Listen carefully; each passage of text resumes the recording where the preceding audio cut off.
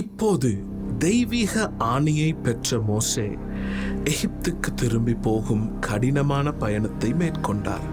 அவர் சந்தித்த சவால்கள் பன்மடங்காகும். எகிப்தை விட்டு தப்பியோடிய மோசே கொலை குற்றத்துக்காக தேடப்பட்டார். எகிப்துக்கு திரும்புவது என்பது அவரது கடந்த காலத்தை மட்டுமல்ல, இரும்பு கரம் கொண்ட ஆட்சி செய்த சக்தி வாய்ந்த பார்வோனையும் எதிர்கொள்வதை குறிக்கிறது. மேலும் மோசேயை ஒரு தோல்வியுற்ற தலைவராக, அந்நியனாக பார்த்த இஸ்ரவேலரை நம்ப வைக்க வேண்டியிருந்தது. இந்த சவால்கள் இருந்த போதிலும் தேவன் மோசேக்கு தனது சமூகம் மற்றும் வழிகாட்டுதலை உறுதிப்படுத்தினார்.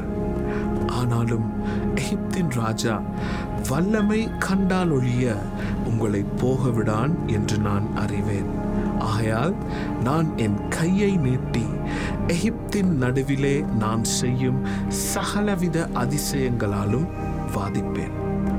அதற்கு பின் அவன் உங்களை போக விடுவான் என்று தேவன் கூறினார்.